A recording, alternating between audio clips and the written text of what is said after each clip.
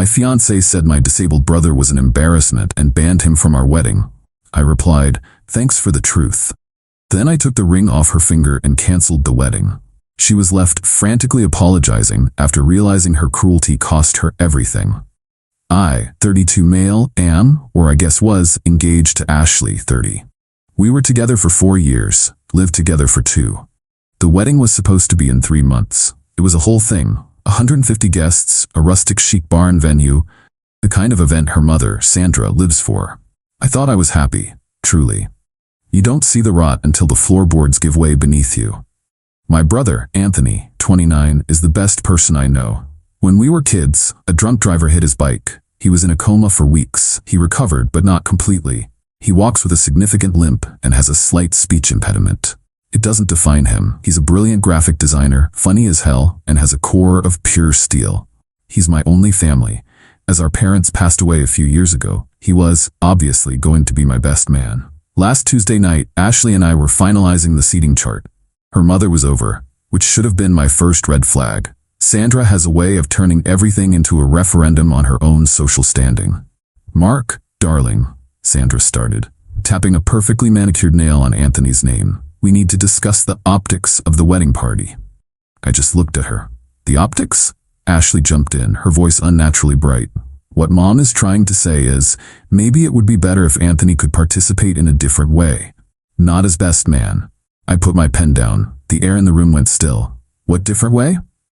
Well, Ashley continued, refusing to meet my eyes. The ceremony, it's the centerpiece. All eyes on us. The procession, the standing at the altar, it's a lot of physical activity. The subtext was a tidal wave. I made her say the words. What are you talking about, Ashley? She finally looked at me, her expression hardening with frustration, as if I were the one being difficult. Mark, be realistic. It's gonna be awkward. People will be uncomfortable. The limp, the way he talks, it's an embarrassment. It's not the atmosphere we want. An embarrassment. The words just hung there. I didn't feel anger, not at first. It was a profound, chilling clarity, like a camera lens snapping into perfect focus. I saw her mother, preening with approval. I saw the 4 years, the shared apartment, the future I'd imagined, and realized it was all built on a lie. I was in love with a person who didn't exist. The woman in front of me was a stranger. I looked at her, and my voice came out quiet, colder than I knew I was capable of. Thanks for the truth. I stood up. I walked over to her, and she flinched, maybe expecting me to yell. Instead, I gently took her left hand. She stared, confused, as I slid the engagement ring off her finger. It was my grandmother's. What are you doing? She whispered, her voice trembling. I placed the ring on the coffee table. The wedding is canceled. I turned and walked to our bedroom, closing the door behind me. I heard Sandra squawk. Well, I never. Then Ashley started pounding on the door. Mark, don't be so dramatic. Mark, open the door. We can talk about this. I didn't answer. I sat on the edge of the bed and made the first 2 calls. The first was to the venue. I ate the $5,000 deposit. The second was to the caterer. Lost another $2,500. Then I sent a group text to my groomsmen and a short, carefully worded email to our shared wedding mailing list. Subject, wedding canceled. Due to unforeseen circumstances, the wedding of Mark and Ashley will not be taking place. We apologize for any inconvenience this may cause. When I finally opened the bedroom door an hour later, Ashley was sitting on the couch, sobbing. Sandra was gone. The seating chart was ripped to shreds on the floor. I fixed it, she wept, looking up at me, her face a mess of tears and makeup. He can be the best man. I'll tell him I'm sorry. I didn't mean it. But she did. That was the thing. She was sorry she got caught. Sorry for the consequences. She wasn't sorry for the cruelty. She just tried to hide it better next time. You need to pack your things, Ashley. No, this is my home. I'm the only one on the lease, I said, the fact landing with quiet finality. I'll give you 30 days. She stared at me, her grief curdling into fury. You're throwing away our entire life because I was a little honest over him? I just looked at her. I didn't need to say anything else. I knew this was just the beginning. People like Ashley and Sandra don't just walk away. They try to burn everything down. But I'm not the dramatic, hysterical type. I'm a planner, and I was already making a new plan. So, am I the a-hole? Update 1. First, thanks for the overwhelming support. It's validating to know I'm not crazy. A lot of you warned me that this would get ugly, and you weren't wrong. Ashley's reaction has moved from desperate apologies to scorched earth. As predicted, she didn't take the 30-day notice seriously. She stayed in the apartment, alternating between giving me the silent treatment and having long, loud phone calls with her mother about how I'm a monster. Small, petty things started happening. My premium Spotify account was suddenly blasting her sad girl breakup playlist in my car. She left her muddy Adidas sneakers on the new rug I'd just bought. Then, my favorite coffee mug, a gift from Anthony, was found shattered in the trash can. I didn't say a word. I just took a photo and added its replacement cost to a private document I'd started on my computer titled Damages and Debts. Then came the money. I got a call from Sandra. She didn't bother with pleasantries. "Mark, I've been looking at the receipts for the wedding. My husband and I are out nearly $12,000 on non-refundable deposits for the flowers, the band, and Ashley's dress. We expect to be reimbursed." I was prepared for this. During my initial cancellation spree, I had kept a meticulous record. "Sandra," I said, my voice even. "The wedding was canceled because you and Ashley presented a condition for it to proceed, that my brother be excluded. I did not agree to that condition. The failure of the wedding to proceed rests on your decision, not mine. I will not be reimbursing you for anything." She sputtered.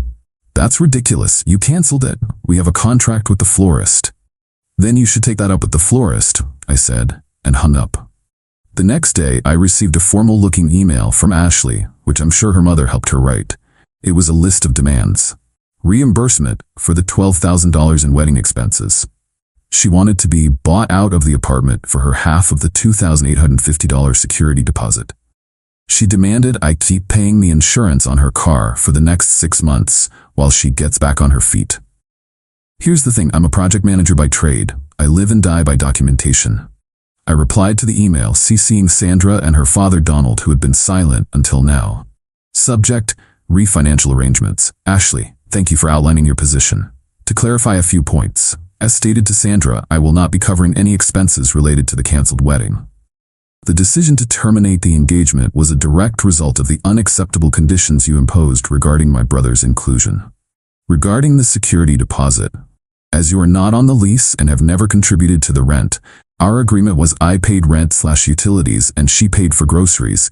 You have no legal claim to the deposit. However, I have attached a spreadsheet detailing your share of the utilities for the past 24 months, which you have not contributed to. This includes our shared high-speed internet/premium cable package and building service fees, totaling $3,150. Your portion of the deposit can be applied to this outstanding balance, leaving you with a remainder due of $300. The car is registered and titled solely in my name. I purchased it for you as a gift, but the ownership was never transferred. The insurance policy, which is in my name, will be terminated in 14 days, on July 5th. You will need to secure your own policy if you wish to continue driving the vehicle legally. We should also arrange a time to sign the title over to you. Finally, this is a formal reminder that your 30-day notice to vacate the premises expires on July 20th at 5 p.m. If you are not moved out by that date, I will have no choice but to begin formal eviction proceedings with the landlord. Regards, Mark. The silence was deafening. For about 6 hours, then my phone exploded with texts from her. It was a masterclass in deflection. "You're bringing up utilities? From 2 years ago? How petty can you be? You're trying to make me homeless and take my car away. You're evil. My father can't believe how you're acting. He said he's going to call you." Donald never called. The best part? I checked our old texts. A year ago she texted me, "Can you cover utilities this month? We'll pay you back next week. Promise." I had a screenshot. I had a dozen of them. This isn't about revenge. Not really. It's about consequences. She built a world where her actions didn't have any. I'm just methodically taking down the scaffolding. The spreadsheet was a work of art. I even included charts. The fight is far from over. She's still in my apartment. But now she knows I have a ledger. And I'm not afraid to use it. Update 2. The last 2 weeks have been a cold war fought over shared living space and social media. Ashley finally realized I wasn't bluffing. Her strategy shifted. She couldn't win with logic, so she tried to win with public opinion. Her friends started posting vague but pointed things online. Instagram stories with captions like, "So disgusted by how some men treat the women who love them," and "A good heart is worth more than a fancy apartment." It was childish, but it stung. A few of our mutual friends reached out, asking for my side of the story. I didn't engage in the drama. I just told them the truth, simply and without emotion. Ashley told me my brother was an embarrassment and that he couldn't be in our wedding because of his disability. I ended the engagement because of it. The truth is a powerful thing. It doesn't need embellishment. The tide turned quickly. One of her bridesmaids, a woman named Betty who I'd always liked, texted me. She said, "What? Oh my God, Mark, I'm so sorry." Meanwhile, the apartment situation was deteriorating. Ashley was deliberately being a terrible roommate. The move-out date, July 20th, was approaching fast. I spent that day meticulously packing every single one of her remaining belongings into boxes. I labeled them with obsessive detail. I moved them into a 10 by 10 storage unit I rented a mile away and paid for the first month. The deadline, 5 p.m. on July 20th, came and went. She wasn't there. I had a locksmith come at 5:30 p.m. to change the locks. At 7 p.m., she came to the apartment. Her key didn't work. She started banging on the door. I opened it. "Ashley, the deadline to vacate has passed. You can't do this. My stuff is in there." "Your belongings are safe," I said calmly, handing her a key and a piece of paper. "This is the key to storage unit 247 at Main Street Storage. Here is the address. The first month is paid for. After that, it's your responsibility." I also handed her an envelope. Inside was a cashier's check for $425. She looked at it, confused. "What's this?" she snarled. "I thought I owed you money." "It's your half of the security deposit," I said, my voice flat. "I've decided to waive the utility debt. Consider this a final settlement of all household and financial matters between us. A clean break." She sneered. "You think you can just pay me off?" "It's not a payoff. It's a calculated decision," I replied, letting a bit of the coldness show. "I want this over. More importantly, cashing that check will serve as your legal acknowledgement that our shared financial obligations are concluded. It closes the book. If you have any intention of suing me later, cashing this check would make that very, very difficult. The choice is yours." I saw the flicker in her eyes, the greed warring with the anger. She snatched the envelope. "This doesn't mean anything," she seethed. "I'm still going to sue you for everything." "That's your prerogative," I said. "But as of 5:01 p.m. today, you are no longer a resident. If you set foot in this apartment again, you will be trespassing." I closed the door. The banging continued for a while, then it stopped. I felt a pang of something, not regret, but a deep, aching sadness for the man who had stood in the same hallway a month ago, believing he was in love. Then I went and poured myself a drink in my father's crystal glass, and for the first time in weeks, my home was quiet. Final update. It's been a while. Life has settled into a new kind of normal. I wanted to close the loop for everyone who followed this saga. The quiet I felt that night after changing the locks was the beginning of the end. Ashley, predictably, did not go gentle into that good night. She lawyered up. Or rather, her parents paid for a lawyer who sent me a blustering letter of intent to sue for a grab bag of grievances. Emotional distress, breach of promise to marry, and the full $12,000 for the wedding costs. My response was simple. I hired a lawyer for a few hours of consultation. We drafted a single, concise response. It included a copy of the original lease agreement with only my name on it, the spreadsheet of her unpaid utilities, marked as waived as part of final settlement, a copy of the cashed cashier's check for $1,425, and the pièce de résistance, a sworn affidavit from Betty, her former bridesmaid, detailing Ashley's comments about Anthony. Betty had volunteered. She said people like that deserve to be seen for who they are. We sent the package to her lawyer. We received a second, much weaker letter back, trying to argue about shared assets, but my lawyer simply pointed out that her cashing of the settlement check demonstrated a clear accord and satisfaction, effectively ending any claims. After that, we truly never heard from him again. The car was the final nail. After my 14-day notice, the insurance was terminated. She must have ignored it, because about a week later, I got a notice that the car had been impounded for being uninsured after a minor fender bender, her fault. Since the title was still in my name, the notice came to me. It stated that if the fees weren't paid within 30 days, the vehicle would be sold at public auction to satisfy the towing company's lien. I sent one final text to Ashley. "The car has been impounded. I am not retrieving it. If you want it, you have until the 30th to pay the fees and register it in your name. Otherwise, the towing company will sell it at auction. I will sign the release of interest paperwork to allow the sale to proceed. She sent back a string of profanity. I didn't reply. She couldn't afford the fees. A month later, I got the form, signed it, and washed my hands of it. The fallout for them was, from what I've heard, significant. Ashley had to move back in with her parents. Without the car I provided, she had trouble commuting to her job in the city and ended up quitting. Socially, the story spread. The truth, as told by me and confirmed by Betty, painted a very clear picture. People saw her cruelty for what it was. Sandra's social circle got a front row seat to her daughter's spectacular implosion, which I imagine was the ultimate punishment for her. I saw Ashley once, about a month ago. I was at a coffee shop with Anthony. She walked in, saw us, and froze. Her face was a storm of anger and bitterness. She looked away, turned around, and walked right back out. Anthony just looked at me and grinned. Well, that was awkward. We laughed, and that was it.